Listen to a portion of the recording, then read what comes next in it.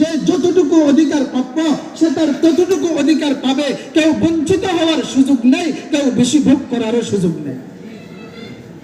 কিছু বঞ্চিত হওয়ার সুযোগ নেই, কেউ বেশি ভোগ করারও কি নাই বলেন, সুযোগ নেই। আজ স্বামী স্ত্রীর কাছে লাঞ্ছিত, স্বামী স্ত্রীর কাছে তার অধিকার পায় না, স্ত্রী স্বামীর কাছে তার অধিকার পায় না, ছেলে সন্তান পিতামাতার কাছে অধিকার পায় না, পিতামাতা ছেলে সন্তানের কাছে অধিকার পায় না, সাধারণ নাগরিক দায়িত্বশীলদের কাছে অধিকার পায় না, ও দায়িত্বশীলরা সাধারণ নাগরিকের কাছে অধিকার পায় না। যে যেখানে দায়িত্ব পায় সে তার যতটুকু প্রাপ্য বেশি ভোগ করতে চায়। কিভাবে অন্যকে ঠকাইয়া কাস্টমার চায় কিভাবে আমি দোকানদারকে ঠকাইয়া বেশি ভোগ করতে পারি, দোকানদার চায় কিভাবে কাস্টমারকে ঠকাইয়া বেশি ভোগ করতে পারি। বিগত করোনাকালীন সময় দেখছেন আমাদের সোনার দায়িত্বশীল যারা ছিল তাদের কাছে জনসাধারণের জন্য কত রকমের কত কিছু আসছে, কিন্তু দেখা গেছে খাটের তলার মধ্যে নিজের ঘরের মধ্যে তৈলের খুঁড়ি পাওয়া যায়। এর কারণ কি? এর কারণ হলো একমাত্র অধিকার থেকে বেশি ভোগ করতে চায়, অন্যকে অধিকার থেকে বঞ্চিত করতে চায়। এই কারণে হলো এই পৃথিবীতে অশান্তি। হ্যাঁ, কোরআনী শাসন ব্যবস্থা বলে না, এতে কেউ সুযোগ নেই তুমি তোমার অধিকার থেকে বেশি ভোগ করবে, আর এই সুযোগ নেই কেউ কারো অধিকার থেকে বঞ্চিত হবে। কারণ কোরআনী শাসন ব্যবস্থার থিওরি হলো ইনসাফ। এই জন্য কোরআনে আল্লাহ তাআলা ইনসাফের আলোচনা এক দুই জায়গায় করেন নাই, আমার হাতে অন্য সময় হলে আপনাদেরকে শোনাবো মজা করে। ইনসাফকে ইসলাম কত বেশি গুরুত্ব দিয়েছে কোরআনে কারীমের এক দুই জায়গায় নয়, একাধারে 29টা জায়গায় আল্লাহ তাআলা সরাসরি ইনসাফ নিয়ে আলোচনা করেছেন, ইনসাফ নিয়ে আলোচনা করেছেন। আর বিশেষ করে এই ইনসাফ এতটাই গুরুত্বপূর্ণ যার কারণে জন্মের পর থেকে নিয়ে আজ পর্যন্ত প্রতি সপ্তাহে কমপক্ষে একবার ইনসাফের আলোচনা শুনতেছেন। বলবেন যে হুজুর কোথায়? হ্যাঁ, অধিকাংশ জুমার মসজিদের ইমাম সাহেব যে খুতবাটা দেয় দ্বিতীয় খুতবার মধ্যে একটা আয়াত তেলাওয়াত করে, ইন্নাল্লাহা ইয়া'মুরু বিল আদলি ওয়াল ইহসান, ইন্নাল্লাহা ইয়া'মুরু বিল আদলি ওয়াল ইহসান। এই আদল মানে ইনসাফ।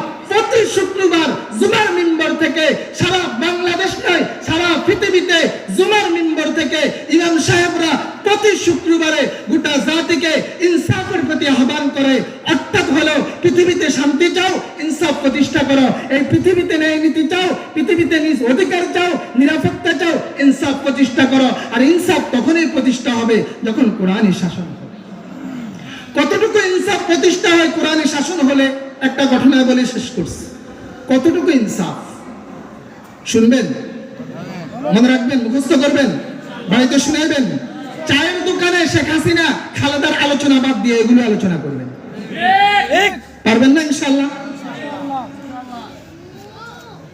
একটা ঘটনা শুনেন, কোরআনী শাসন ব্যবস্থা কতটুকু ইনসাফ। বুখারী শরীফের হাদিস, বিশ্বনবী মুহাম্মদুর রাসূলুল্লাহ সাল্লাল্লাহু আলাইহি ওয়াসাল্লাম রাষ্ট্রপ্রধান, নবীজি রাষ্ট্রপ্রধান। আমাকে বলেন শাসন ব্যবস্থা কি কোরআন না অন্য কিছু? রাষ্ট্রপ্রধান মুহাম্মদুর রাসূল, শাসন ব্যবস্থা করা। আর কোরআনের আইন হলো কেউ যদি কারো মাল চুরি করে তাহলে তার কি কাটতে হবে? বিশ্বনবী মুহাম্মদুর রাসূলুল্লাহ সাল্লাল্লাহু আলাইহি ওয়াসাল্লাম রাষ্ট্রপ্রধান। এক সম্ভ্রান্ত প্রেমিনীর এক মহিলা, ওই গোত্রটার নাম ছিল বনি মাখজুম, চুরিতে ধরা পড়ছে। চুরি, সম্ভ্রান্ত প্রেমিনী, সম্ভ্রান্ত ভদ্র ফ্যামিলির একটা মহিলা চুরিতে ধরা পড়ছে। ওই ফ্যামিলির সকলে সুনামধন্য গণ্যমান্য ব্যক্তিত্ব। চুরি করছে এক নারী, এক গণ্যমান্য ফ্যামিলির একটা গোত্রের একটা নারী চুরিতে ধরা পড়ছে। শাস্তি হবে কি কেটে দিবে? আচ্ছা, এক নারীর হাত কাটলে গোটা গোত্রের বদনাম হবে কি হবে না? এই জন্য তারা নিজেদের সম্মান রক্ষা করার জন্য একটু চেষ্টা করতে চাইলো। কি চেষ্টা করলো? বলে মুহাম্মদুর রাসূল সাল্লাল্লাহু আলাইহি ওয়াসাল্লাম কোনোভাবে বুঝাইয়া, কোনোভাবে ধরিয়া একটু যদি শাস্তিটা মওকুফ করা যায় আমাদের ইজ্জতটা রক্ষা হবে। কারণ বর্তমান শাসন ব্যবস্থা তো এমন, আইন সকলের জন্য সমান। কি বলেন, আমাদের দেশে আইন সকলের জন্য সমান? বাংলাদেশে নাই তো। আপনারা আইন সকলের জন্য সমান আছে? আর মসজিদের সামনে জুতা চোর ধরা পড়ছে, তার কোনো মামু খালু নাই, মায়ের অভাব নাই, আর কোটি টাকা চুরি করে চলে গেছে, মামু খালু আছে, তার মায়ের অভাব তো দূরের কথা, তাকে নিরাপত্তা দেওয়ার, সেলুট দেওয়ার ওই চোরের লোকের অভাব নেই। এই হলো আইনের অবস্থা। আর মুহাম্মদুর রাসূল শাসক, তারা বলল নবীজিকে একটু ধরে কিভাবে শাস্তিটা মওকুফ করে সম্মানটা রক্ষা করা যায়। কেউ তো নবীজির কাছে সুপারিশ করার সাহস করে না। নবীজির এক কলিজার টুকরা সাহাবী ছিলেন হযরত উসামা রাদিয়াল্লাহু তাআলা আন, যিনি নবীজির নাতি ছিলেন, নবীজির এক পালক পুত্র ছিলেন হযরত যায়েদ রাদিয়াল্লাহু তাআলা আন, তার ছেলে ছিল হযরত উসামা। নবীজির আপন কোন সন্তান বড় হয় নাই, এক ছেলেকে লালন পালন করছে যায়েদ, তার ঘরের সন্তান উসামা নবীজির নাতি। কতটা আদরের! বলল উসামাকে তো নবীজি অনেক মহব্বত করে, একটু উসামাকে দিয়া নবীজিকে একটু পরামর্শ দিই, বুঝাই। উসামা গিয়ে বলে, ইয়া রাসূলুল্লাহ, দাদা যান, একটা আবদার নিয়ে আসছি। বলে, কি আবদার দাদা? বলে, আবদার হলো এই যে মহিলাটা চুরিতে ধরা পড়ছে, এ তো সম্ভ্রান্ত ফ্যামিলির মেয়ে, এর যদি হাত কেটে দেন, না জানি এরা সবাই অমুসলিম হয়ে যায়। ইয়া রাসূলুল্লাহ, একটু একটু এদের জন্য একটু সার্টিফাই করে অন্য কোনো ফয়সালা দেওয়া যায় না? নবীজি বলেন, উসামা তাই নাকি? বলে, হ্যাঁ। বলে, দাঁড়াও, সকলকে একত্রিত করো। বুখারীর হাদিস, সকলকে একত্রিত করো। দোস্ত, নবীজি সাল্লাল্লাহু আলাইহি ওয়াসাল্লাম ভাষণ দেওয়ার জন্য দাঁড়িয়েছেন গোটা আরববাসী নবীজির সামনে।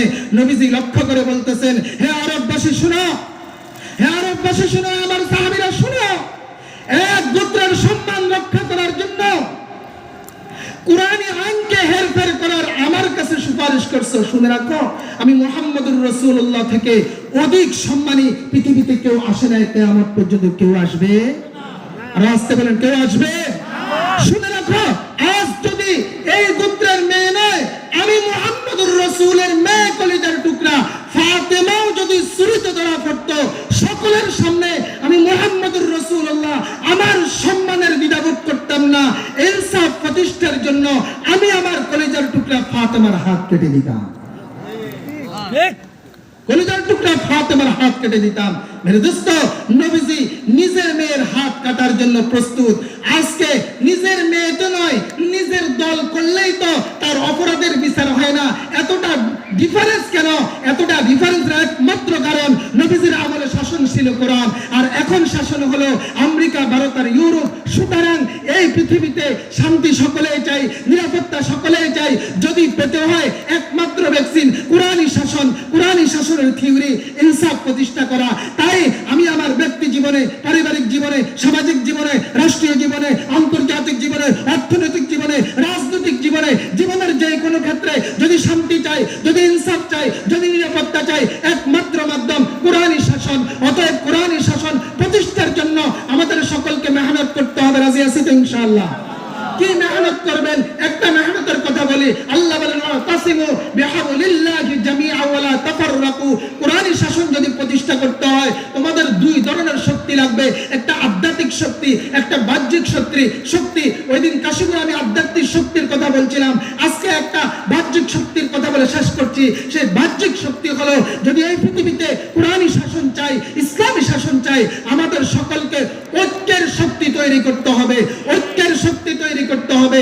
ঐক্যের শক্তি তৈরি করলেই এই পৃথিবীতে আমরা কোরআনী শাসনের জন্য মেহনত করতে পারবো। তাই আসুন, আমার কালিমা এক, আমার কোরআন এক, আমার নবী এক। অতএব যারা আমাদেরকে ডালের শীষার নৌকা দিয়া, নাঙ্গলার বিভিন্ন মার্কা দিয়া বিভক্ত করে দিয়েছে, সকল বিভক্তি ভুলে গিয়া আমরা সকলে এক কালিমার ছায়াতলে একত্রিত হয়ে আগামী দিনে আমাদের মেহনত কোরআনী শাসন প্রতিষ্ঠার জন্য মেহনত। আল্লাহ তাআলা আমাদের সকলকে তৌফিক আনায়াত করেন। ওয়া মা আলাইনা ইল্লাল বালাগ।